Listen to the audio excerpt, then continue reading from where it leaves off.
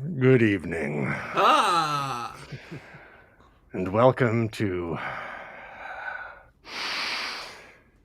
episode 52 of Momentous Live, where we talk about the end of the world, how not to think about the end of the world, how to distract ourselves with gadget news, how not to get infected during a pandemic, all sorts of great stories. So pull up a chair, bring all your personal protective equipment, bring your vapor rub, bring your yum, handkerchief, yum. bring your bowl for your sputum. Oh, yuck. I won't show you the contents. Uh, And here we go. I'm Tristan Jutra, and with me is... William Silver.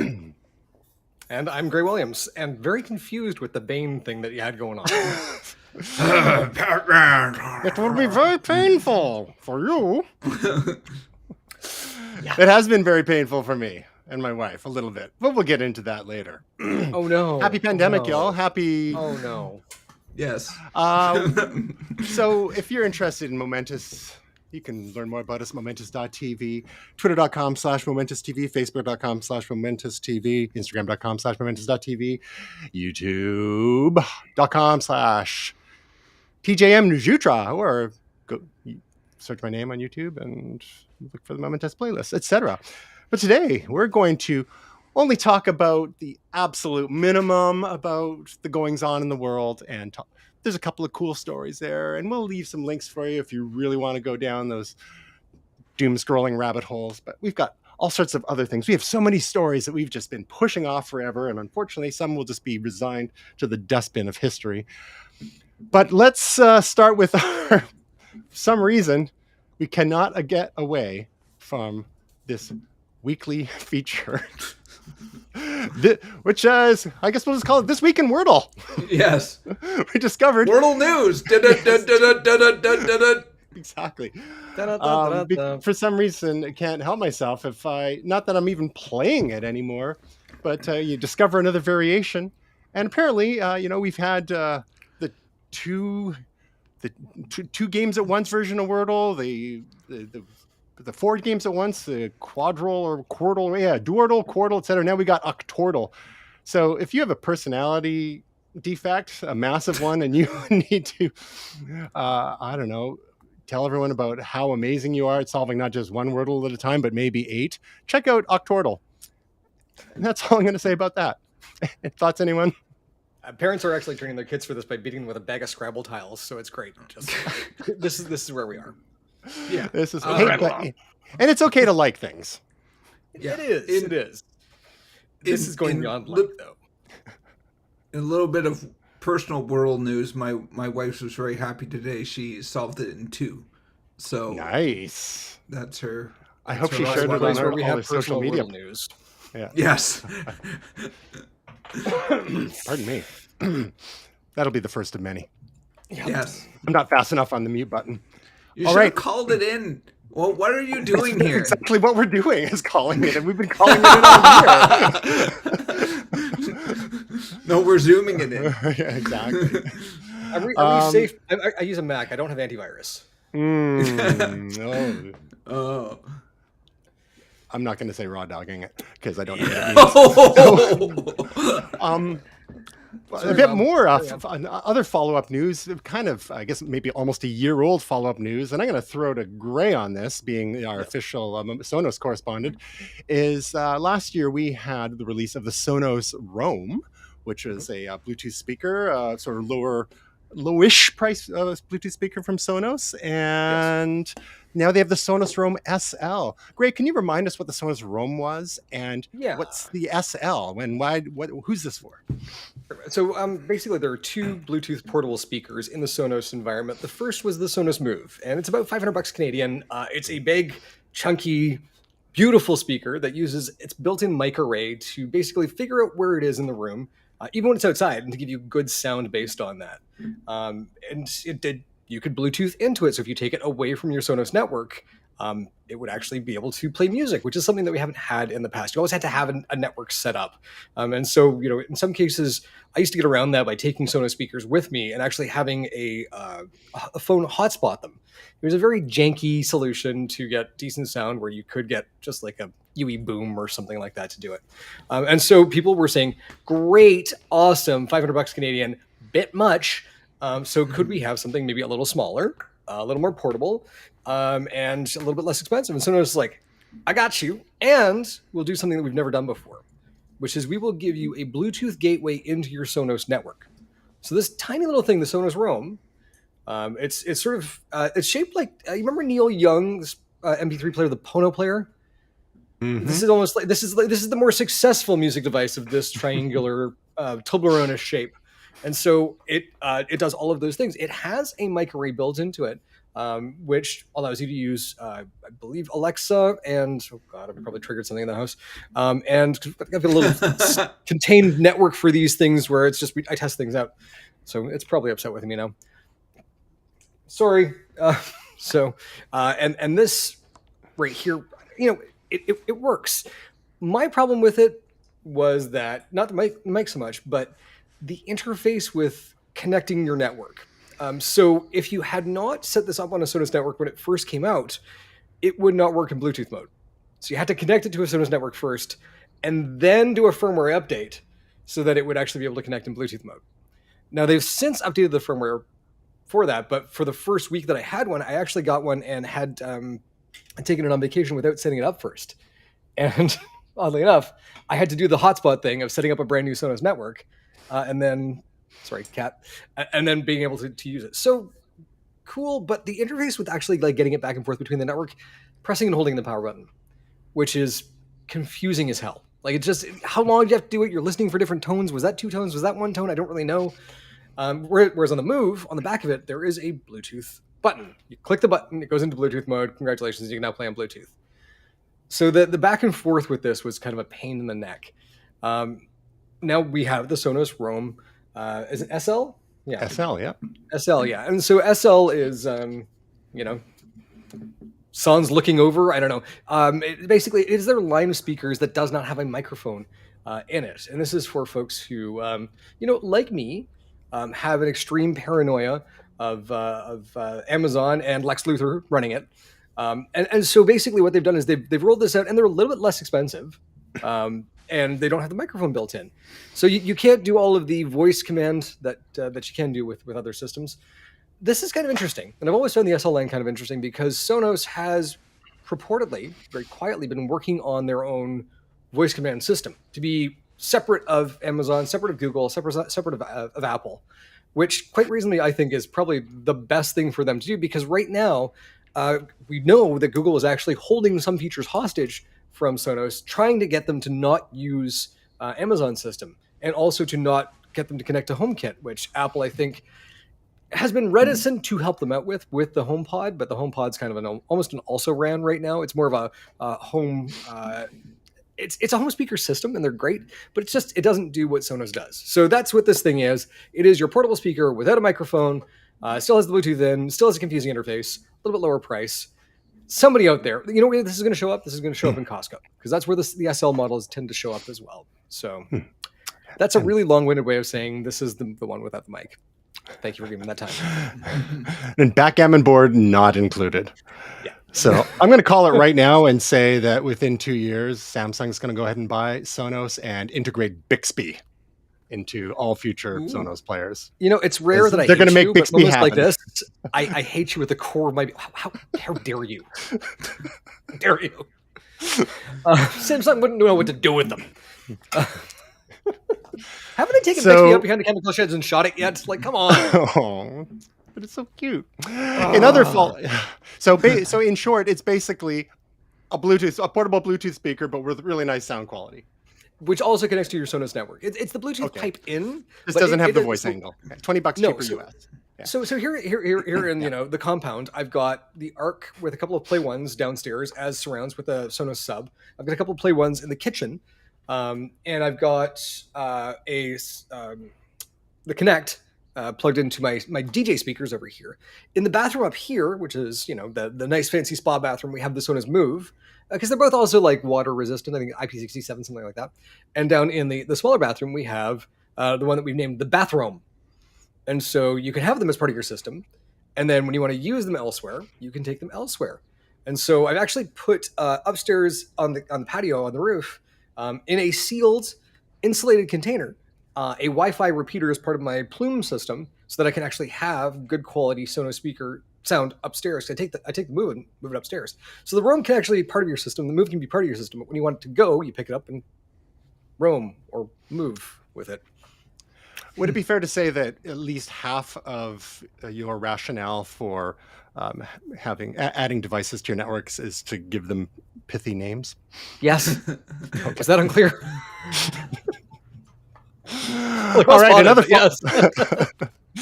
In other follow-up news, Gray was not with us last week. Neither was Tasia, and you may have noticed Tasia's not with us this week either. Unfortunately, we heard you had a bug. Not the bug, but a bug. We'll let her explain in vivid detail next week. But last week we had the incomparable Jamie Reynolds join us, and we spent a fair bit of time talking about a little bit about AI, a little bit about human augmentation, brain computer interfaces and whatnot. And there was one story that Will had that offered up that I totally missed. So either forgot to open the link or missed the tab or whatever. And so we're just going to throw to that very quickly. And it's about bionic eyes. And these ones are now obsolete and unsupported. What's the story here, Will?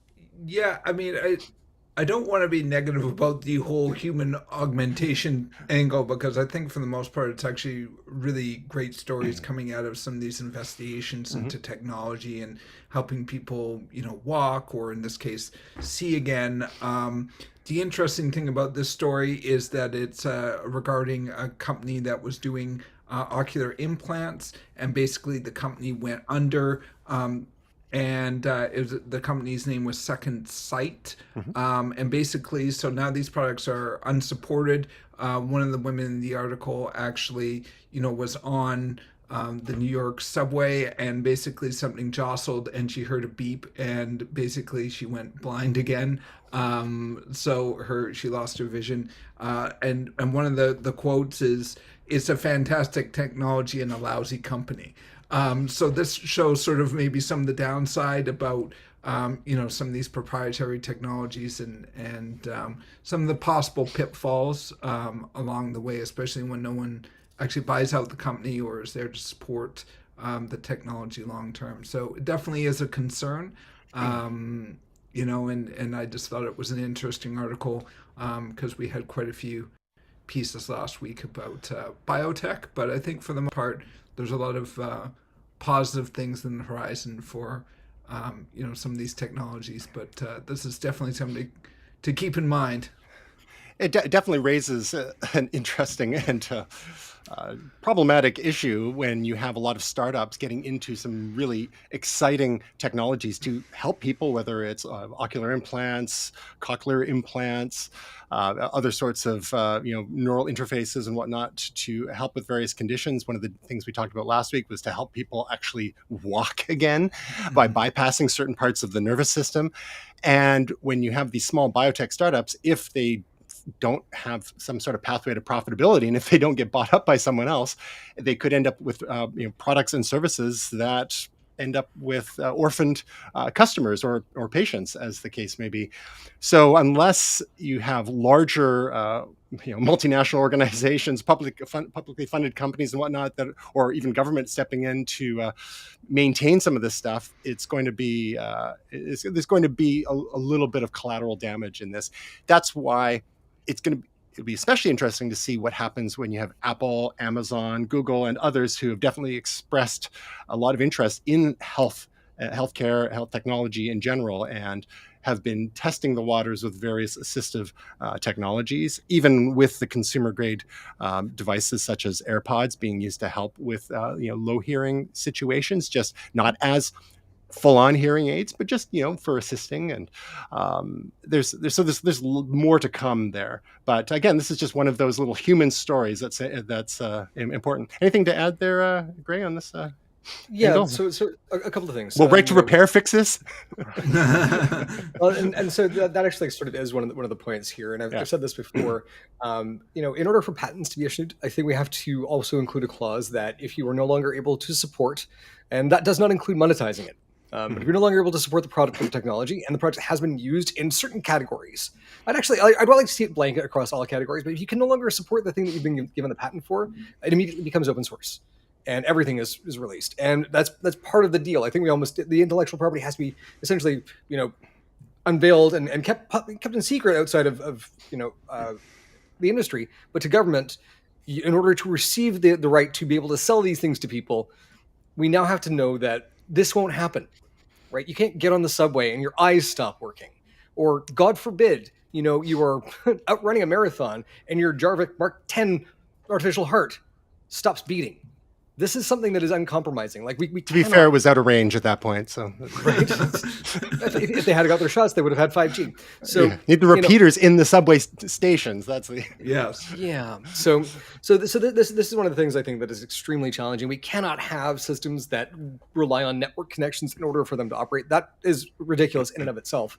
You know, looking at the design of this thing, it reminds me of The Terminal Man. It was a book in 1972 by Michael Crichton, a 1974 film. Didn't do particularly well over here in North America, but it's actually quite good. It's a very bleak film that almost technology stands in for addiction in this film, but it's about a very brilliant man who has seizures. And essentially has electrodes implanted in his brain, and it starts to go wrong. The book is actually a little bit more in line with this, where this technology is essentially, you know, it goes awry, and without the control of it, this man kind of goes on a murdering spree. A great movie, happens but to the best of us. I kind of wanted to relate this back to something that happened on the weekend. I had a family member who I love dearly, who on Friday started to express, you know, nausea, dizziness, and a few other things. And this family member is a little bit older, and you know, both Ray and I kind of went, "You should call 911." And you know, there's this. I think there's this reticence in you know the older population where it's like, no, I'm fine. It's like, no, this is actually what your tax dollars pay for. This is what the system's for. And so eventually convinced them to call 811, which is the nurse line here in BC, where in 811, give them the advice of call 911. And so they did. And, you know, it was quite serious. It was quite dire. And on Sunday morning, surgery was done. You know, there's some stents, angioplasty, great, done, back home and healthy. But, you know, as Ray and I were talking about this later in the day, but we took a look, and TELUS has a program where you can get an Apple Watch as part of, like, on subscription, essentially not subscription to own it, but like basically as part of your monthly plan until you own it, you can pay for it, and it covers health monitoring as well. And so looking at that, you know, this integration of healthcare systems, you know, Apple sells the Apple Watch. You can get this through TELUS with some healthcare monitoring and some apps through their eHealth as well. We're starting to see more of a focus in this space. And, you know, go fast, break things works in a lot of places. It does not work in human health. So this is a place where I think we need to be absolutely vigilant, and we need to be talking to our politicians and saying, look, you know what, we want the best of care for everyone, but this sort of thing where, you know, a life-changing technology goes away, you know, if you're going bankrupt anyway, then it's not going to cost you anything to put this back out in the market, unless you're thinking, well, you know, I'll sell the technology to somebody, at which point you should be supporting it until it is sold. So incredibly disappointed to read this, incredibly disappointed in, you know, the company and then the co-founders in not finding a way to make that work. And the fact that any of them could sleep at night knowing that at some point this was going to basically, someone's eyes were going to turn off, there's a special place in hell for that. Yeah, there's 350 people apparently that are just waiting for something to go wrong at this point. Yeah, and that's unacceptable. So speaking of, pardon me, things that will be obsolete and unsupported in a few years, Spotify has a new device called the Car Thing, and it's a $89 music player to stick in your car. It'll play Spotify. Can I confess something? What's that? I want this. I know it's so stupid, but I drive a Mini Countryman with their BMW iDrive on it, which is, well, speaking of medical conditions, it is cancer as far as car radios go. And this is actually way better than what I've got. And so it's $300 It bucks looks for me to slick, get. if nothing else. Yeah. Yeah, it's $300 for me to get an Apple CarPlay thing from China that will work with Mhm. my car, and then I've got to go through and plug it. But this just plugs in and works. Mhm. I kind of want it. I signed up for it. It's only in the US, but I'm like, add me to the list. Yeah, it's just you wonder with these things that are sort of single purpose devices, how well that's gonna. It's cheap. I mean, at least it's cheap, $89 US, but it kind of goes against the whole convergence, trend in almost everything else with the head units that do so much. And I get what you're saying. Now, do you, when weighing this against the $300 it would take to have a CarPlay device installed, do you have a built-in like a dash Yes. thing, or are you not able to like pull a unit out and replace it kind of thing? Because you've I got could, but iDrive. Yeah. so here's the thing. I mean, I think you were both car radio guys at one point, right? Mm-hmm. That was a thing. We little. used to buy head units for things, and had the Mhm. Pioneer and the Face Panasonic, plates. and yeah, I had the OLED Pioneer at one point that had the MOSFET, whatever, and these things were like. I got a friend of mine who used to enter car audio competitions, for like how loud can you make this before it obliterates someone's spleen, and so like looking at that. Last time we were at CES, I remember looking around the car radio space and asking like, "So what do you guys have?" And it was like this defensiveness kind of popped up. I think they knew that the end of the industry was nigh, because it's just like car radios now in your vehicle are mostly good enough. And the real challenge is like the software providers have ceded any sort of leadership in the space to Google and to Apple, because they're like, y'all are way better at software. Because I don't know if you've wandered around in the software in the back end of any of this stuff. BMW iDrive, I've got an app called Beamer Code, and you can plug into it with a Bluetooth dongle in your, what's the plug that's down in the bottom? We plugged the OBD2 port. That's right, OBD2. Thank you. Yeah, See, I was on mute. Sorry. Yep. So the OBD2 port. So it's disgusting and gross. So yeah, I could get it. I could pay $1,000 or $1,500 to get a authorized Pioneer CarPlay unit, or there is this cheap and cheerful from Apple, which is from China, which is $300, which the hoops you need to jump through in order to make it work are ridiculous. And if you ever take it in for a service, like, okay, here's how you hide that you've got it. I'm like, you're making me feel like a criminal in my own car. Like, also, screw you to Mini and to BMW for not having a retro kit for the 2017 to the 2018, right? Same chassis, same everything else, same radios. It's literally like there's just again a plug-in piece that goes in the back, won't sell it to you. Oh, so yeah, I could, but for what, $120 Canadian? The only thing I don't really get is maps. Okay, Yeah. I'll do it. Do you know what I really miss though? I really miss taking off the faceplate and putting it in the special little case and then trying to shove it in your pocket somewhere. I want that experience again. Could they bring that back? Hey, everything else in the 90s is coming back. We might as well, right? Like the Cold War's back. I guess the Hot War is back. I don't know. The Iron Curtain's coming up. Let's do it. We're in. I have to admit, I dig the industrial design of this thing and that big old knob. As long as it's nice and slow turning, it better not be a cheap freewheeling knob. And I wonder if these are going to be hackable. If you're going to get people like, installing Rockbox on it or something. I want Apple Music. That would be the perfect insult to injury. Like, just send them a picture of this and be like, "This is because Joe Rogan. Have a nice day." Serato. Yeah. Put Serato on it. There you go. It's got a good knob there. Get two of them and you could scratch. So yeah. So the only catch is that it's it mounts. You got to mount it separately because it's not inbuilt into the dash kind of thing. So and then it's a wire and it's a little unsightly and all that kind of thing. But it's a thing for Spotify fans. Yeah, we'll see how it does. I mean, we'll just like TBD, right? It's interesting to see these services providers experiment with products. We've seen Snapchat with Snap with spectacles, for example, and so more power to them. Hardware is hard, so let's see how it performs in the real world. All right, moving on to more hardware news. This is a bit of a teaser. Sony finally reveals the PlayStation VR 2's design. And very stormtrooper look, very in line with the design language of the PlayStation 5, of course. Not a lot of other details aside from the fact that it will require a wired connection to the PS5. Gray, as our official Momentous virtual reality, augmented reality, mixed reality, extended reality correspondent, is that cable the fail? Is this are they missing the boat here? With is this just going to hand the victory to Meta in this space, or is there still time to amend, or does this even matter? So yes, it does matter. I think a lot of folks out there who are enjoying VR have already said like that any sort of tethered to the processing unit design is not something that is going to be interesting to them. They've done a lot of things right here, right? Incredibly wide field of view. They're doing eye tracking. They're doing inside-out tracking for the paddles, which means you don't have to have a camera looking at you. It's the same sort of tracking that's used in the Meta Quest 2. Pardon me, lost that name there for a second.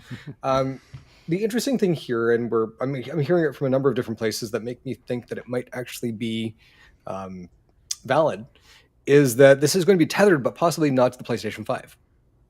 Mm-hmm. So looking at this, so I've actually used systems like this in the past. I was at a Vancouver VR hackathon where they were using a 60 gigahertz line of sight HDMI transmitter. And so the way that worked is basically you had to be looking straight at the unit, but you could have a belt pack either on, or you could have something that basically sat on top of the headset. Which this is using what's called a halo strap, so it goes around the head, so not across the top, which the strap on the default strap on the Quest 2 is. But they could actually have either through HDMI 60 gigahertz, or now with Wi-Fi 6E, it is fast enough to do 4K, 120 frames a second over short distances, which means that you could have a Wi-Fi point-to-point system built in. That to me actually is probably the better solution, because trying to fit that kind of wireless technology into the headset, it's going to be bulky, it's going to burn battery. So if you were to roll this system out and then perhaps as an accessory for another maybe $150, have a wireless unit that has its own battery and has a Wi-Fi transponder, that would be the way to do this. And so I can tell you right now, like with the freedom that I experienced with the Quest 2, I'm not buying this as is. Right? I shouldn't say that. I'm not buying this as asterisk. There might be a killer app that comes out and I'm like, all right, fine, you can have my money. And it's interesting. Is like, I don't tend to do a whole lot of 360 motion in my headset right now, but the few times that I do, I'm watching videos online of people with their tethered headsets, and they've got the wire coming off, and they've now got like gantry systems that they connect up to the ceiling. They've got this wire hanging on, so they can actually turn around. That to me is, VR is looking for a killer app, not looking for a VR killer, and that to me is a VR killer. If they want this to succeed, it's going to have to be freestanding at some point. So, I'm a definite maybe right now, leaning towards no if this actually truly is tethered, because untethered VR is really the only way that I'm going to enjoy it. I think that is a stumbling block for a lot of people, just the fear that they're accidentally going to like pull a laptop off of the coffee table or something like that. They just want, the idea of having the freedom to roam about in a safe space to do what they need to do. And we've seen other configurations where there are chest packs that hold the processing power. I can't remember that. Was that one of the LG ones? I want to say it was Asus. No, Asus, yeah, it was Asus. Yeah, it was just a few weeks ago. We didn't actually end up talking about that one. So now there's still lots to learn about this. Maybe that cable is a head fake and it's just for charging, and there's more wireless capability in this than we know. But Occam's razor is kind of like is kind of scratching at us a little bit here. So what? So you mentioned the 60 hertz and 4K, and that's kind of like minimum to get in without making people feel nauseous, right? 120 is even better, but it's just that amount of bandwidth required to get those sort of signals, or to process that on board is and then you talk about battery and all that kind of stuff to make that work. So what is the Meta Quest doing that that makes it an acceptable experience because it's wireless. It is wireless, and so it is 90 hertz per Yeah. eye.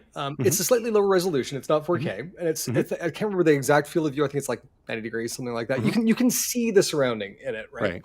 That 60 gigahertz that was the transmission for the HDMI, but the MetaQuest 2 actually has an overdrive mode. Okay. Which you can basically, like using experimental features, bump it up. The thing is, it's running on board. Right. It is a cell phone processor that's in that, which is why I'm so excited for Apple's headset, because like the A series and the M series are so far ahead of everybody else. And if Meta is able to actually do what they're doing right now with fairly well coded software, it'll be amazing to see what Apple does. So looking at this, I mean, Sony's got a very well designed architecture in the PlayStation 5. It's doing all of the processing on that unit. Because there is, no power draw coming from the unit. It's basically running off of the breakout box. Currently with the PSVR, you don't need batteries. So all that processing power is in one place. Sony as well. I mean, the way that they've designed this thing, if it's going to work, it's going to have a belt pack that does some of the processing on board. And then basically it's relying on some of the rest from the PlayStation 5. I think that would actually work. Otherwise, I mean, again, you've got this big chunky cable. Meta's doing well. I think they've reached the limit of how well they can do. You can go and do a couple of things, actually, like increase the texture size or texture resolution, pardon me, so things look crisper, because it does look kind of a little muddy as standard, but everything comes with a trade-off. And so the MetaQuest 2 burns through battery when you do that, which you can get around with small battery packs that plug in the side. I've got one here, actually. So that's a USB-C battery pack that just plugs in the side. Very Johnny Mnemonic.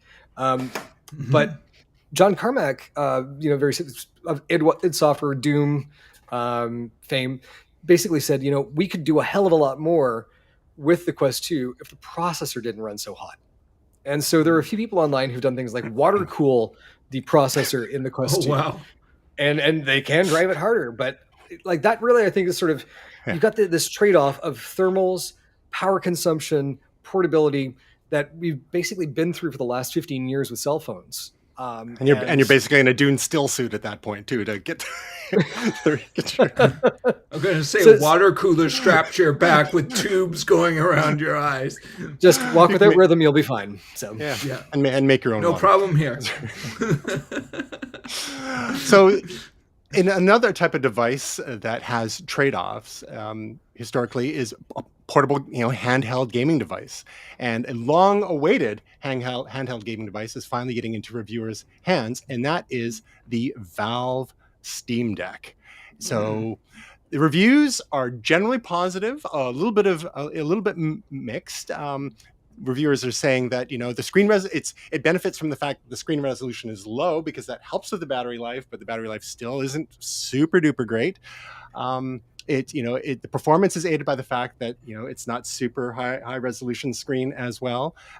It's a fair bit bigger than, say, a Nintendo Switch, but it feels good in the hands. The controllers are pretty good. Some people are reporting some issues with the one of the joysticks a little bit here and there, but it's kind of a remarkable feat of engineering that they've basically condensed, almost, not exactly a desktop class PC, but a mini gaming PC into a handheld form factor for the PC gaming fans that want to play stuff that is available on Steam, of course. So, and then of course there are some developers that don't necessarily want their stuff to be able to play on this, and this is where the I think Graham might have some thoughts. But before we switch over to Graham on this, well, I'm going to start with you because you've played some handheld games, had a few different units over the years, and what are you ultimately looking for in a handheld unit? You've been more on the console side. And not as a huge a PC gamer, correct? And does this appeal to you, the idea to be able to play some AA or AAA titles that would normally only be on PCs or like on Steam, in the hand? I was a PC gamer for a long period of time. I think it was around somewhere in the mid 2000s where it became more about consoles. I have also owned a bunch of portables. I owned the PlayStation Portable. I've owned various iterations of the Game Boy, the DS, the 3DS. We own a Switch currently. And to be honest, I know these are PC games on the go, which I think is cool. But with the Switch, we don't use it as a portable system very much. We mostly plug it into the base and play off the television. I know my nephews never plug it in. They each have one because they can't share. And they basically just play it as a portable. So I think it depends, obviously on your interests and how you play games. I think it's interesting. I don't think I'll buy one of these. I love that people are trying different things like this. I think, Gray might have more to say on this, I'm sure, but this is, I think, another key piece to maybe breaking down some boundaries between systems, like things that Microsoft is doing, Steam is doing, about, trying to give people different options about how to play and have games accessible on multiple platforms. Gray, would you say that this is, you've had some experience with more independent, consoles before, and we're still looking forward to the Play Date, the handheld indie gaming console. With the crank. Yeah, exactly. And do you reckon that this Steam Deck is kind of like the handheld version of, if not the Ouya, then maybe like the NVIDIA Shield? Like, and what's your take on this? Is there a space in the market, and does it appeal to you? And so we talked about this before. There absolutely is a space in the market for it. I think I said at the time, I'm not a big fan of this particular implementation. Just looking at it, there's something, it almost takes like the worst of all worlds, where we have like this company who has released some hardware, like the Steam controller was okay. The Steam Link, which basically lets you play your PC games on your TV, either through Wi-Fi or hooked up to your home network with wireless keyboard and mouse, and would do that. And it was okay. It's since been discontinued. The HTC Vive, which HTC has their next headset and has been replaced by Valve's Index. It's a VR headset. Apparently, it's like it's the best of the best, but it's also the most expensive of the most expensive, really, out of the sets that people actually buy. And then this thing comes along, and they've got a couple of different versions based on size. And it's like, okay, so you're going to sell me a computer that is completely unupgradable and locked in time to, this set of specifications, when PC gaming is always pushing itself forwards. Running Linux, which, we'll talk about in a second, why that's problematic for some other, problematic asterisk for some other companies. Mm-hmm. I just kind of looked at it and went, I don't know. This honestly, it feels like Sega's Game Gear to me. It looks like Sega's Game Gear to me, which is the battery chugging system that had some very pretty things on it, but not necessarily the best gaming experiences. And I really don't know how many PC games I've looked at and went, man, I really wish I could play that with a controller. And so and here's the thing, I play Destiny 2 on my PlayStation 5, and I play it on my PC. And on a PC, I play with a keyboard and mouse. And the level of control and the level of accuracy that I have with it is miles beyond anything that I can do with a controller. There's some great controller players out there, like the best in the world, but it's also, they're professionals, right? The vast majority of us are not having the same experience. So I just looked at someone, okay, I guess this is for someone, but it's clearly not for me.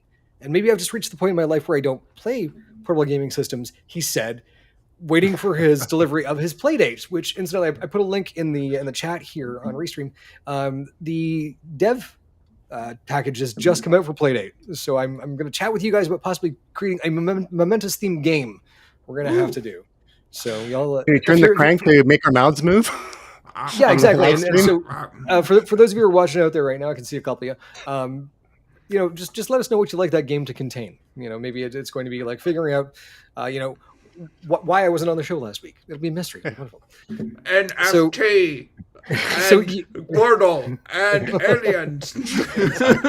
So hey, let's play Audience Quest. Perfect. So you brought up a story earlier that just flashed there, which is Bungie is not allowing Steam Destiny 2 on the Steam Deck. Right. And so my understanding that here is that this is contrary to what some people might assume, because these are games that would often, normally run on Windows. This is actually running Linux, and it's running an implementation of Wine, which is so it's kind of like a Windows emulator, but not for the whole system, but just to allow you to run specific apps. And so why does Bungie have a problem with running Destiny 2 through the Wine environment on Linux? The easiest answer that I can probably give, and this is speculation on my part, is that Bungie is not Bungie anymore. Bungie is owned by Sony. Sony is in the console space, and this is Valve taking one step a little too close to the console space. And this is one of Sony's way of just saying, you don't really get to play on our turf because you didn't ask. And so if I had to speculate, which I don't have to, but I'm going to, that's exactly what I think is happening. Anti-cheat can work on these systems. It can work under Wine. They've got the game running on Linux. This is basically, I think, this is a bit of a territorial match for these folks. So I think that's why it's happening. If I can interject for 1 second really quickly, Destiny 2 The Witch Queen came out last week. It's freaking amazing. All I need to say about it. At least Tasia's not here to roll her eyes. Still watch it later and roll them then. Hi, Tasia. She doesn't watch the show. So one of the other issues that has cropped up Shots fired. is stick drift. Will, do you ever experience this issue? And have you seen your doctor? Never had stick drift. I did have, I got new headset at work, and I did have headset drift, where there's definitely a delay between the wireless headset and the computer. Gotcha. We were talking about that on stick drift is something that actually is affecting a lot of consoles, right? The Nintendo Switch has famously had to deal with stick drift. I saw a post on Twitter today. Paul Tassi, who's a Destiny 2 streamer commentator, was showing that he had stick drift on his PlayStation 5. The Xbox Elite controllers are they're famous for it. They're the most expensive controllers. They don't last more than a year. And so it makes me wonder what's going on in the analog stick industry. The part suppliers, because this is now across everything. I don't know of a system out there that hasn't suffered this. And so these companies are replacing this stuff for free. And explain what stick drift is for people. It's technically a dead zone calibration issue, but what is that in English? So basically, when your stick is sitting dead center in positioning, it's got springs that move it back to center. What ends up happening is the calibration of where it's being measured starts to go off, and so it thinks that the stick is tilted, so it starts to drift. So if you're not doing anything, your character or your camera will move in one direction or the other. I think I've had that actually before. I just got another controller. Well, with Windows back in the day, with flight sims like Wing Commander and things like that, I've got a CH flight stick sitting right over here, and you would from time to time go in and recalibrate the stick to make sure that it was what it was measuring, because basically stick drift is relative to what the calibration is. And so if you can tell the system frequently, this is kind of where dead center is, even if the stick starts to move from time to time, it still knows where center should be, right? And so it operates from that point. But all of these systems, very few of them have stick calibration built in. They don't let the user do that because there's a probability, likelihood, someone's going to screw it up. The vast majority of users are going to go in, well, I calibrated my stick and it's not. People are idiots. So you can't trust them with this kind of thing. And so they don't. And so now they're replacing these things en masse, which means that it's not really a calibration issue. There's a hardware problem here. And it's a hardware problem that seems to be plaguing everybody. It's there's a specter hunting Europe, the specter of bad calibration in your joysticks. Apologies to Karl Marx. I think we caught it from bats. So I have had a similar issue here on one of my PlayStation 3 controllers. It's probably about 12 years old, and it only started exhibiting this symptom in the last few months. And whereby you're actually trying to move and it kind of moves, but then it moves back. And it's just one of those things, is it just dirt in there? I've tried blowing it out with compressed air and all that sort of stuff. Or is it just the sensor's gone bad, or what is it? Should I just throw it in the ocean, add it to the, artificial reefs? So if it's kind of back and forth, that actually most likely is dirt, and we can fix that. We should do some surgery on your controller. We can get that back to working. I also have 8 of them here, 7 of which I'm not using. Yeah, I have, I think, 5 others as well, and I think it's one of the old it's one of the Yes. pre-Rumble Pack ones as well. So, Mm. Oh, the 6-axis. mm-hmm. All caps, 6-axis. Not the Six-axis, yes, DualShock. before DualShock. Yes. I was like, They- oh, that was the most annoying thing ever, too. It's like, oh yeah, they launched the PS3 with like DualShock Yeah. existed in for PS2, but we're gonna launch a PS3 without DualShock and just go 6-axis. Okay, that I was get Nintendo's it. fault. Yeah. It Oh, was because a of patent there's a battle. patent thing. Yeah. Yeah. Yep. Yep. So And they they ended up started- actually finding a different methodology for creating the Rumble, Mhm. which has gone through, and basically they've been evolving their iteration until the PlayStation 5, which that haptic is just, it's way beyond anything anybody else has. So Off the chain. Yeah. In other gaming news, wow, we're catching up on our gaming news now that we don't have Tasia Yeah. around. Amazon's Luna Cloud gaming service officially launches in the US. Prime members can play a rotating mix of bonus games. Now, Netflix just got into the gaming, subscription business a few months ago as well.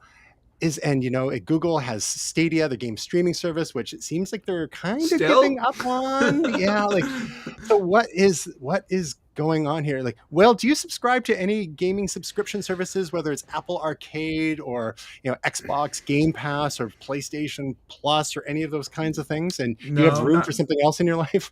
Not currently. I mean, we tend to just buy one-off games. We tend to just purchase them. We don't subscribe. I've thought about it from time to time, particularly with Xbox. But no, we haven't yet as such. We have so much entertainment. It's hard to turn on another fire hose. We already have like 3 streaming services. It just seems like a little bit much. Apple Arcade has almost got me a couple times just because of the various packages and incentives, and I already have a couple services, so it's been very tempting. I know, Graham, you do the whole enchilada. I've been tempted to do the whole enchilada a few times, but no. And which is Apple One, yeah, Apple One, the Apple One enchilada. the Apple One enchilada. It's just a random assortment of beans, cheese, and sour cream. It's a bit of a scam. No, it's Apple One's great, especially when you accidentally have multiple subscriptions to other services that are included, but have multiple Apple IDs, and it's not entirely straightforward to merge things together without losing your stuff. Don't even get me started. That's private pain. So Gray, this looks like this is something that you can play through an Amazon Fire Stick. Mhm. And they've got controllers and whatnot, and there's 100 games for $10 a month, but you can go down to $6 and all the way up to $18 a month. What do you see as being the market for this? There's some interesting games on here. And you can also play with Mac or Windows PCs on Twitch because Amazon owns Twitch. It's easy to forget that. So does Amazon, are they serious about gaming? Is this like the slow and steady kind of like what they've been doing with hit the grocery business? To be honest, I'm surprised that a company that owns Twitch is this tone deaf. This is horrible. Like the channels for games, free with Prime, Luna at $5.99 a month. Lock in your founder pricing: $2.99 for family, $4.99 for retro, $17.99 for Ubisoft per month, $4.99 for Jackbox games, and then you Do got they to buy a have- $50 controller and that There's too Fire many Stick. options. This is terrible. This is the least focused. I haven't seen something make this bad. I'm without words. Yeah, make it $10 a month and call it a day. Yeah, since Ouya, this is just honestly they've missed the mark so badly here. And so here's the thing: they're going to shovel money at streamers to try to push the Luna service. The problem is that gamers are a fickle, bitter, divisive, cranky audience. Don't And, get yourself canceled now. That's a lot of generalizations. No, it's not. It's accurate. And if anyone out there is complaining about it, give me 5 minutes. So, looking at this, it's just they're like gamers will look at this, and as much as they fall in love with the companies that they are in love with, nobody's in love with Amazon. They might run Twitch, but nobody loves Bezos. And so this is just like it is. I can't tell you how badly this actually looks. It's funny because Epic actually did something very similar, and I think this is probably the best example. Epic has been giving away games for free for the last year, and like AAA titles. And the vast majority of people that I know won't even log into the Epic Games launcher to get them because of the way that Tim Sweeney has acted. And so when they're throwing games at you and you can't get people to take them, I'm one of these people. I'm just like, no, I'm not. And that's not out of allegiance to Steam. It's just because bad corporate behavior. Couldn't be bothered, right? So, yeah, I don't see this doing well. It's kind of like, well, here's the thing. It won't do badly, but it won't do well. It'll be just a Fire Stick, and it'll be just like the Fire tablets and the Fire phone and the Fire everything else. It's kind of there, And like even with the Echo things, like, yeah, they're there, but nobody loves them. So this is going to be just another one of Amazon's unloved products. Add it to the pile. I'm emoting today. I'm sorry. Well, speaking of fire, while the world burns in more ways than one, especially in Eastern Europe at the moment, there's so many stories coming at us, and a lot of which can make us feel just terrible. It's easy to doom scroll, and we all know about the effects of media, traditional and social, on our respective mental health. But we did manage to find a couple of interesting, potentially uplifting stories. One is that I love this example because this is kind of like that whole, was that a World Bank guy or some charity in the fall who threw down the gauntlet to Elon Musk about donating a whole ton of money, and then he's like, yeah, show me how you're going to spend it, and here we go. And next thing, like a month ago, it was shown he had a $5 billion donation. It was undisclosed, but people are basically figuring it was to that charity because they did the work, the due diligence behind the scenes. Here's another kind of, so if you want money out of a billionaire, apparently just tweet them. Elon Musk, while you try to colonize Mars, Russia try to occupy Ukraine. While your rockets successfully land from space, Russian rockets attack Ukrainian civil people. We ask you to provide Ukraine with Starlink stations and to address sane Russians to stand. I guess I mean stand down. So that's from Mikhailo Fedorov. That's on February 26. Elon Musk replies, Starlink service is now active in Ukraine. More terminals en route. And so a lot of people are like, okay, yeah, sure. Let's, we'll believe it when we see it. And then... we believed it. A couple days later, Starlink here. Thanks, Elon Musk. And there's a truck full of Starlink terminals. And just apparently this is just the first shipment. It looks like maybe they fit a couple hundred in there. Because, as you may have heard in the news reports, certain key pieces of communication infrastructure have been targeted in Ukraine, which can impact the ability of both the officials and citizens trying to access the internet, which is a huge challenge in trying to get information about what is actually going on. So Starlink, the way that their service works with all their low Earth orbit satellites, which can prove problematic for astronomers, aspiring and professional. I'll take it. That you've got enough of these things around the world to in low Earth orbit that these terminals, they call them, but it's actually it's the dish as well. I was a little confused at first, but it's the whole interface with the dish, and you need a clear line of sight, and you can get up to 200 megabits down, I believe.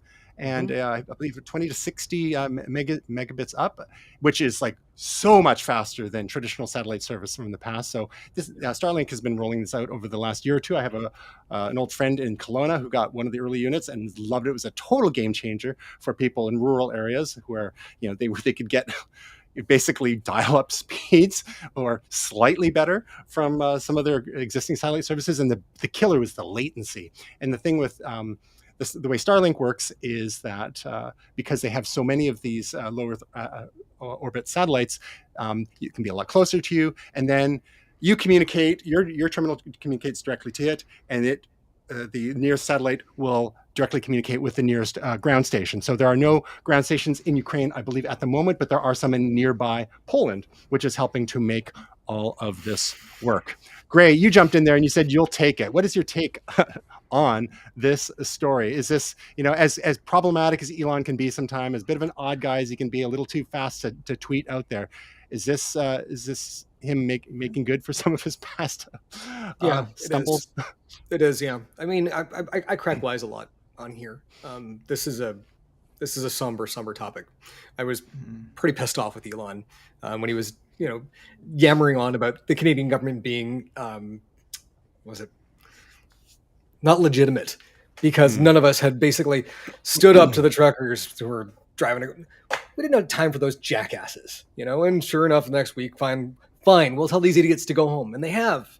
And that's great. But Elon, don't tell somebody that their country's government is illegitimate because we don't have the time of day for some idiots. But this forgives that.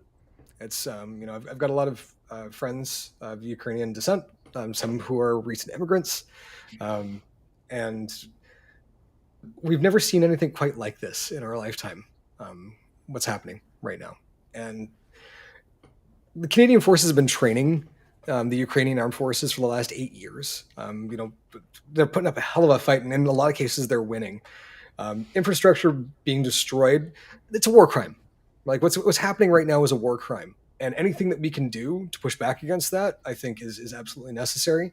And so, Elon gets a bit of a reprieve from me for quite some time. This makes good on a lot of jackass behavior. He's done right by people that needed it, and so good on you. So there have been some questions raised by people online that using the Starlink terminals could possibly put one at risk because of the transmissions coming. Do you think the Russian army is really going to get to the point of targeting individuals running Starlink terminals, or is this just an overblown concern? No, and to be quite honest, like if I was the Ukrainian armed forces, Speaking of war crimes, Ukrainian militia, and quite frankly Starlink, I'd be using this to my advantage. There are ways of running these systems where they run hot, and you can basically have more signal going. I'd be in full guerrilla warfare mode at this point, and I'd also have some of these terminals that were backdoored, and leave them in spots that that the Russians are going to run over them. I don't think anything would be off the table if I had to defend my home. I don't think this is really an issue. I think the Russians have a whole lot of other problems right now. They had a guy with a tractor steal a tank, so yeah. I don't see that as an issue. I don't see the Russians as particularly competent in this case, and so I'd say, use what you got. I don't think you're going to be calling down a missile strike on your head. One of the other issues that we've been trying to contend with in the modern era of, the 24-hour news cycle, which is always striving to try to fact check in real time, and then of course social media, which a lot of users tend not to fact check at all, is how do you sort through misinformation and disinformation? And of course, there's all sorts of stories, fake and otherwise, floating around. Will, as however much you expose yourself to news like this as it's developing, such as this current crisis, how do you sort through the news to try to determine what's real and not so much within the era of misinformation and disinformation? I think you need to have a discerning eye. I think you need to look at things and not criticize, not automatically think the worst, but just keep an open mind, and as well, do try to follow trusted news sources, but also try to listen to multiple news sources, maybe even news sources from different countries or with various points of view. I think it's good just to have a wide gamut of things. Because there can be stories, especially one of the things that's happening, I think, a little bit during this whole thing is, it's a war. It's not live streamed. Some of it is being live streamed, but some of it isn't. We don't always know all of the events that are happening. Even some of those stories about the soldiers on Snake Island. Some of that is misreported or various reports. Or a developing story too, right? Or we thought developing they were all story. dead, and they're actually taken as POWs. We Yeah. think. But I'm saying they're not all carrying cameras on their head. They're not all they're not all GoPro'd up. So some of it There's can, Jake Tapper when we need him. yeah, some of it can take time to develop, and I think,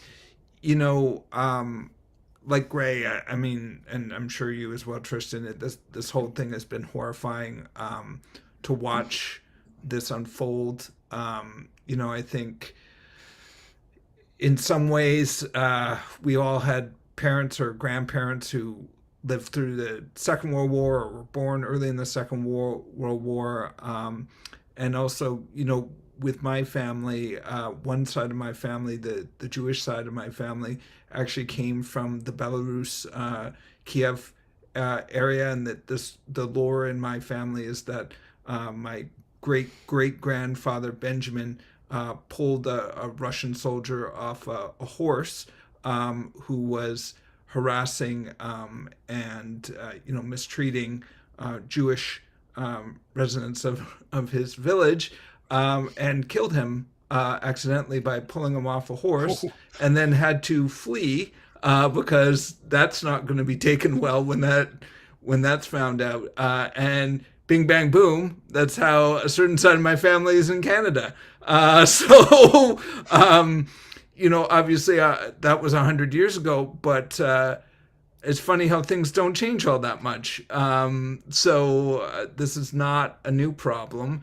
It's just there's worse things than horses and people pulling people off horses. I kind of went on a rant there, but not that I have as much connection as some people, and I have a coworker who's basically in tears all day today. It's just horrible to see. It's horrible, I think, for the world. And I grew up with stories of World War II, and this certainly is ringing true on some things, and it's something I thought and hoped maybe I wouldn't see in my lifetime.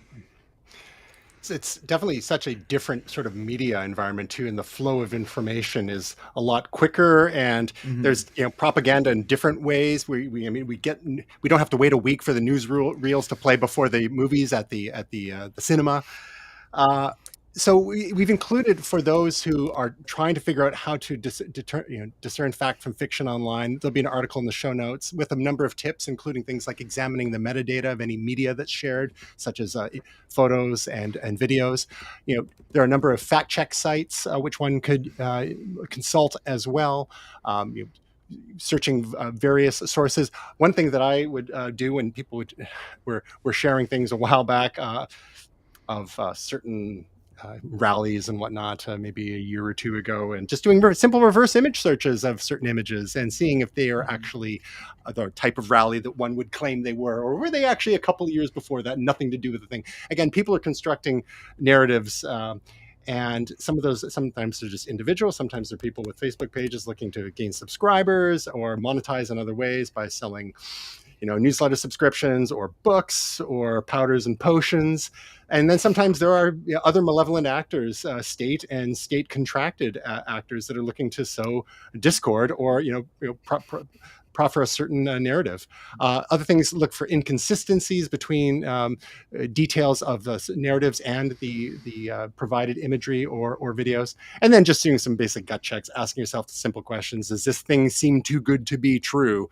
And which is very, very important. Like when we're looking at anything on social media, sometimes certain stories are just a little too buttoned up and a little too perfect, and that should always raise a red flag. So get your spidey senses tingling. But one thing that's kind of brilliant, and I think Gray, you'll appreciate this as someone who is very well versed in online media, and talking about doing what you can to protect your homeland. Well, some folks in Ukraine are combating Russian misinformation by using Google restaurant reviews to report what's happening on the ground, sort of as a decentralized, highly distributed way to get news. Hopefully, they're still giving 5-star reviews to these restaurants so as to not tank them on Google or maybe even Yelp as well. But they were sharing things about what they're actually seeing on the ground in these Google reviews. And I think, you know what? Tell me what you think of this tactic. Speaking of guerrilla warfare. This is genius. And honestly, this actually scans with a lot of the Ukrainian people that I know. They're just resourceful as hell, and it's absolutely genius. And here's the thing, and this is actually something that I think a lot of the Russian people know. And looking at the people that showed up for this protest, where all protests were banned because of COVID, way to go on that one, Putin. But people have there's been a groundswell of support from the Russian people saying this is not what we want. We're learning about it through things like this because state media wants nothing to do with it. This isn't like the CBC. This is locked down and controlled over there. And so this is one of the things. There was allegedly a cell phone found of a Russian tank operator who had been killed. That basically was a text back home to his mom who said, "We were told that we would be welcomed, and people are throwing themselves in front of our tanks, not letting us move." If that is the case, if there has been this level of misinformation, right down to the armed forces themselves, Putin has definitely overplayed his hand, and this is one hell of a great way to get the word out inside Russia. It's just like brilliant. So well done to them. Some of the reviews that I saw there. Food is great, but your leader is killing innocent people in Ukraine. Stop this war. Yeah. This is one thing I did want to say. So Twitter has done a really, really good job of cleaning out a lot of the Internet Research Agency or the GRU sock puppets that were on Twitter. And so if you take a look at a lot of the conversation that's happening on major political channels, different political commentators, there tends to be somebody that pops up and they're like blatantly pro-Russian and completely devoid of any connection to the facts. Take a look at the account. In a lot of cases, made in February 2022, less than 10 followers. If you're seeing folks out there that don't have a great deal of traction in their own personal networks, they're commenting, and all they're commenting on are high traffic posts. They're basically looking to game the algorithm, and they're looking for you to respond to them. They're looking for you to retweet them, looking for you to basically try to castigate them so that they can get more people looking at their message. The best thing that you can do with these accounts, block them. The more people block those accounts, the less traction they're going to get, and especially if they're underneath a certain amount of followers, they're not even going to make it into the algorithm anymore. So the best thing that you can do here in North America, if you're watching from here, is if you see things like this, report them, block them, don't respond to them. Good advice. In some other brighter news, Futurama's coming back. And although it was touch and go for a few days, it sounds like John DiMaggio, voice of Bender, will be back as well. I've never seen a picture of him. Me neither. Doesn't match the voice. I was going to say, for good reason, apparently. Good voice for animation. Like Does it look like Fry? He looks like Fry, but sounds like Bender. Yeah. Oh, conspiracy theory. Maybe Bender has actually got Fry's brain in his tank and he's from a parallel dimension. That's been my theory for years. There we go. Will, you were a Futurama guy. I think all three of us were probably Futurama people from back in the day, and I hope so. It had a second kick in the can at Netflix a number of years ago that was a little underwhelming. What are your thoughts and hopes for this round 3? I mean, I have a definite soft spot in my heart for Futurama. I quote Futurama all the time. Second place, that's a fancy name for loser, referencing owls as pigeons. Santa Claus, of course. But I'm psyched for this. I'm glad that the original voices are mostly coming back, and more the merrier. I mean, I think this is also a heartwarming story about the little engine that could. I mean, basically, Fox wanted to cancel it after the first season, and Matt Groening said, okay, then we can say goodbye to the Simpsons as well then. I think, yeah. so that was made. That was like 20 years ago now. But and I think it's maybe time to try to give it another kick at the can. It's been a couple of years. I'm looking forward to it. How about you guys? How about you, Gray? Any more Futurama I will take. The thing that I found kind of interesting, what was sort of filling the void for me, was Disenchanted. Yes. Have you guys seen that on Netflix? Yeah. Mhm. Yeah. Yeah, it's that was kind of doing the job. It's just going in the opposite direction time wise and reality wise, I guess. Yeah. But so I will absolutely tune in. I'm stoked for it. But there's actually the fourth part of Disenchanted that I just realized I haven't watched yet. So after we're done here, I'm gonna go. I'm lying. I'm gonna play Destiny 2 for the rest of the night. But after that's done, But not on your Steam Deck. no, they won't let on my wonderfully finally working perfectly. I'm gonna knock on wood on that one. PC. There we go. Don't jinx yourself. Yeah, lots of knocking on wood. Oops. Pardon me. Hope you guys don't catch that. There was something else about the Futurama, and I can't remember what it was. So let's move on to some other good news. Well, is it good? I mean, maybe it's news. Daredevil and other Marvel shows to stream on Disney Plus in March after Netflix exit. So maybe it's a wash kind of news. But maybe for those, I honestly, I'm finding less and less reason to hang on to Netflix as time goes me too. on. Me too. But it's always a little concerning when you have so much consolidation with fewer amounts of companies, as Disney acquired all the IP from Lucasfilm and Marvel and Fox, and now all the Netflix Marvel stuff from that whole enterprise. Will, what's your take on this? Does this excite you that you can watch all the Marvel stuff in the warm embrace of Disney Plus now? And I have yet to watch any of the Netflix Marvel series, quite honestly, because I know that they were very uneven. So I just Not even Daredevil. I did not. I kind of would like to now, given what we I'm saw. so excited for you. Hawkeye. Yes.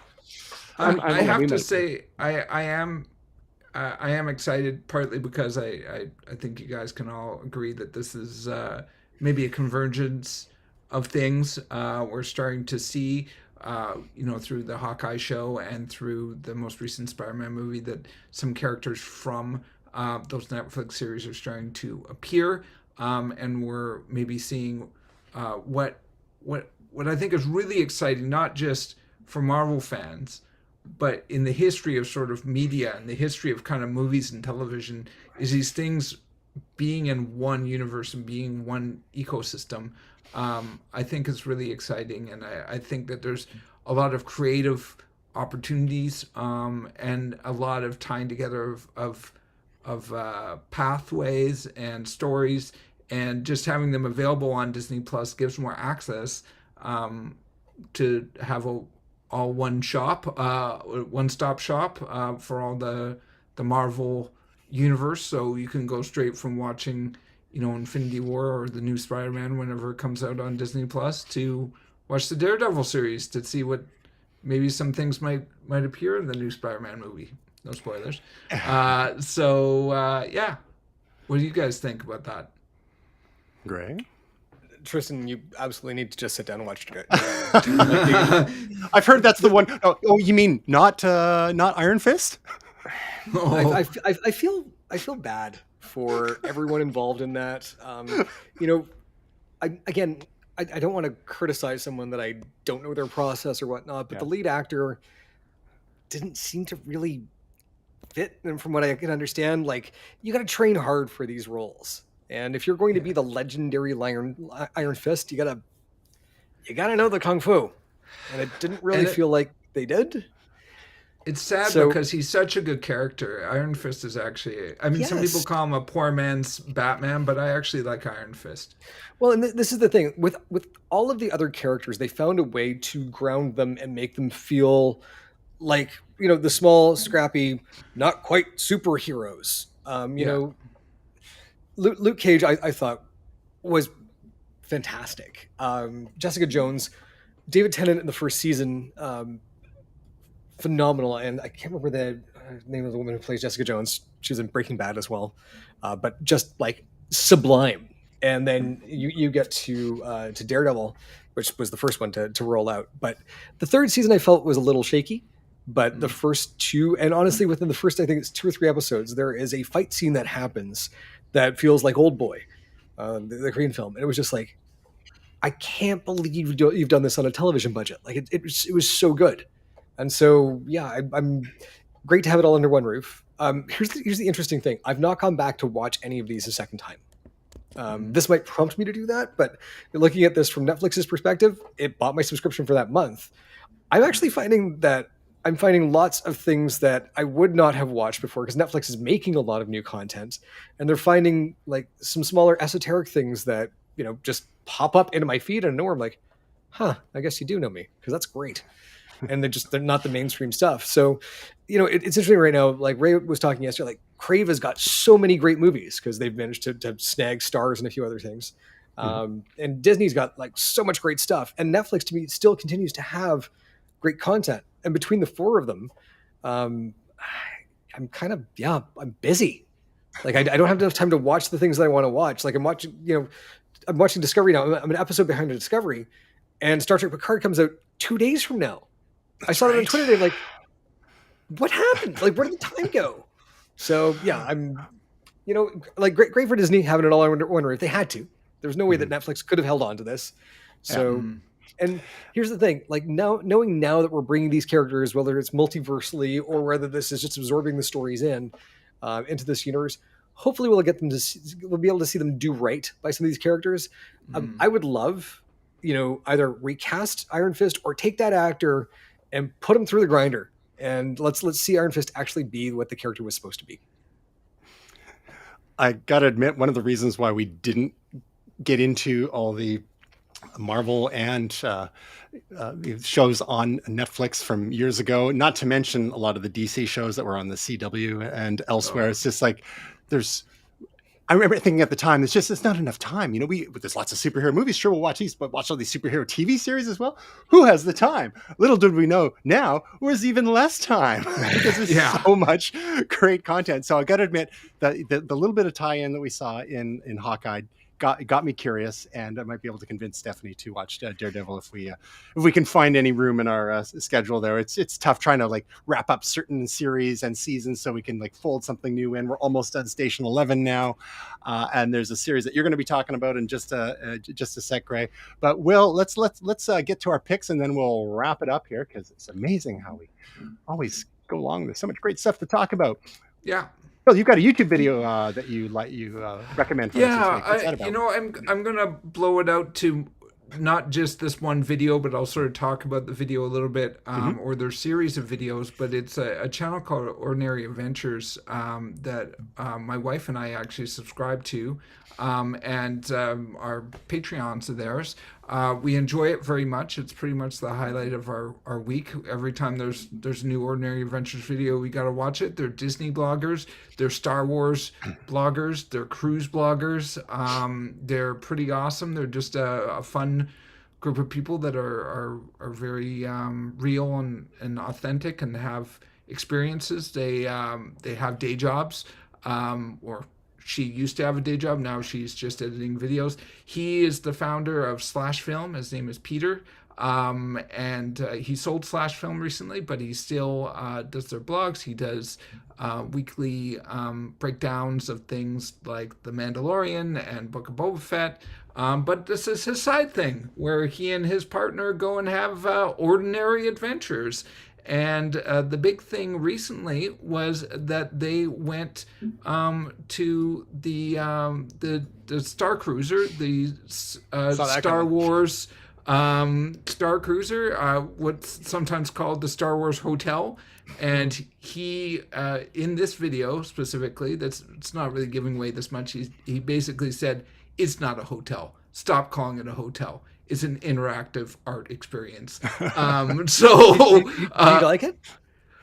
They loved it, and I have to admit, it's amazing. They have four videos an hour each. If you want to invest, basically they break everything down that's going down. But the summary is you can't break everything down. There are so many storylines going on. There's so many things. If you miss something by a minute, you get one story or another story. It is really fascinating. Now, having said that, if you do have $6,000 and want to go to this, maybe not watch the 4 hours of them revealing all the spoilers. story, but there's hardcore spoilers. But it is amazing to watch, and if I had the money, I would be interested. But it is definitely we haven't seen anything like this. I mean, I've never heard of anyone attempting or doing anything like this, having, you know, 10 actors doing interactive play over multiple days. They had to develop terminals with like 3D displays and interactive video games on huge monitors. In the room, they basically have this monitor that's supposed to be a computer interface with almost like a Siri with a 3D robot that you can ask it questions and it responds to you and asks you questions. So it looks super impressive to me. I know there are a ton of people giving this a ton of negative press online, partly because of the price or partly because of whatever. No windows in the hotel rooms. No windows. It's a bunker. It's in space. It's in space. It's in space. I have to say it looked pretty cool to me, but I'm a fanboy and I wanted to love this. This is the other thing, and what I saw was impressive. And the two people in this video were drawn to tears multiple times. Wow. So good.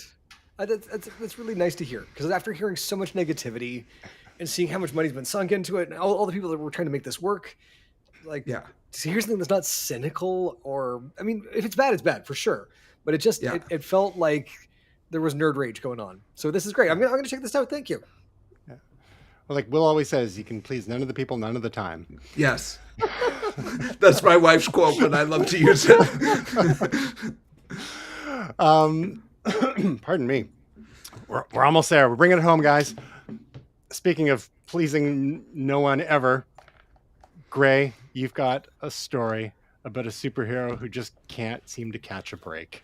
And I'll have you know that a certain guest of ours wanted to talk about this last week, but I said, back off, get your own sandwich. Yes.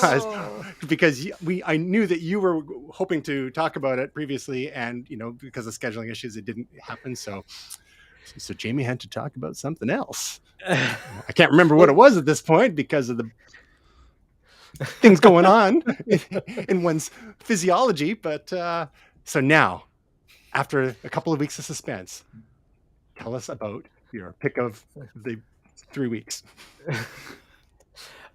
Peacemaker.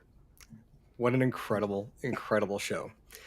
So if you've seen the Suicide Squad, John Cena of WWE fame, You Can't See Me, took on the role of Peacemaker, who is essentially an anti-hero. The gag is, I want peace and I'll kill anyone who gets in my way of getting it. And any man, woman, or child that gets in my way. And so at the end of the Suicide Squad, he is left in quite dire straits, where it appears that he's expiring. And there is an after credit scene that lets you know, nope, Peacemaker's still alive, which was seeded into the film because James Gunn had started to write an 8-episode series during the pandemic that he thought no one would pick up at all. And he got in touch with John Cena and said, so if I wanted you to play Peacemaker again, and John Cena is just like one of these guys, I think, that went, yeah, absolutely. The best thing I can say is, if you're unsure of watching a film about a, anti-hero whose father is a superpowered racist. Such a dirtbag. Played by Robert Patrick, Liquid Metal from Terminator 2, and played perfectly. Like, you loathe him with every fiber of your being, as we should with all superpowered racists and ordinary racists as well. But we come back to Peacemaker as he's exiting the hospital 6 months after the events of Corto Maltese, where he catches a ride home to find his red, white, and blue trailer and I think it's a Camaro. It's painted with the stars and stripes, goes to pick up his best friend in the world, his Eagly. That's my favorite character. Where he gets basically drafted into a squad run by Amanda Waller by proxy. So it's an extension of the Suicide Squad. That's not giving anything away. You can see this basically on the cover of the damn thing. If you're unconvinced, just Google or go to YouTube and watch the opening sequence, which is the credits.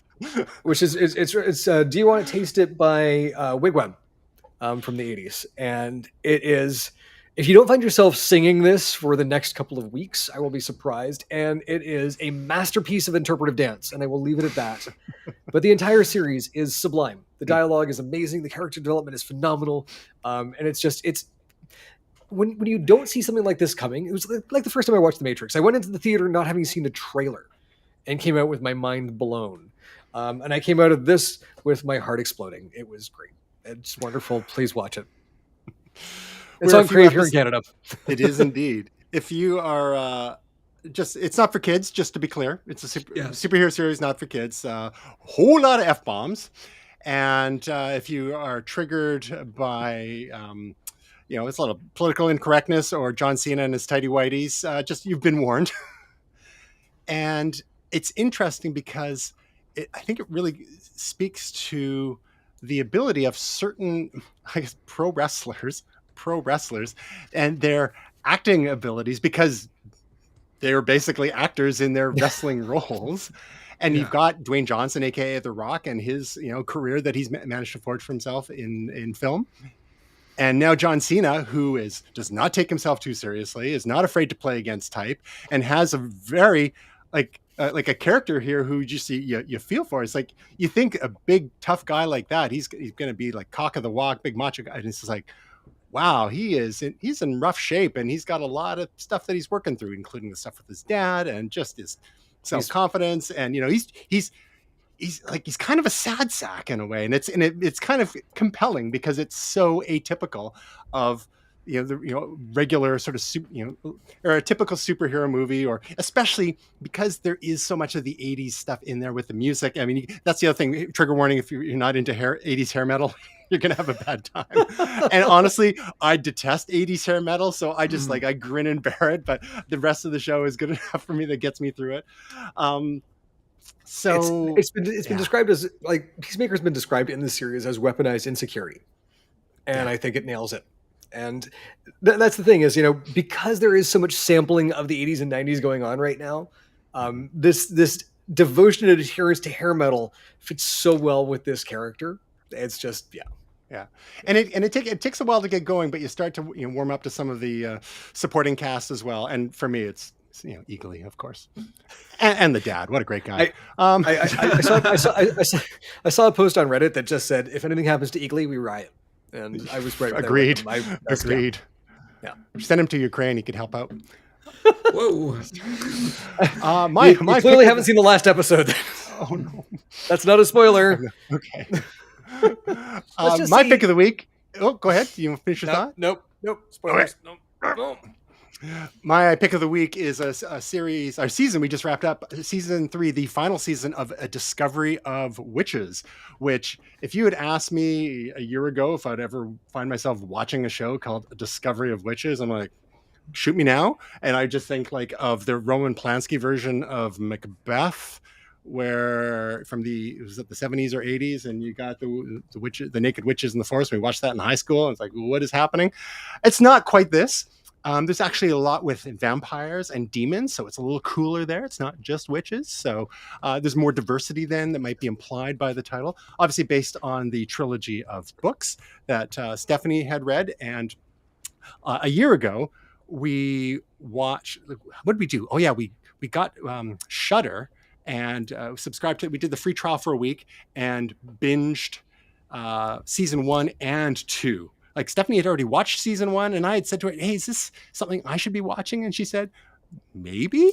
And so I watched a couple episodes. We started at the beginning and watched a couple episodes. Like, yeah, actually, I dig this. Matthew Good is in it. And, I'll watch Matthew Good in anything. Not the singer, the actor.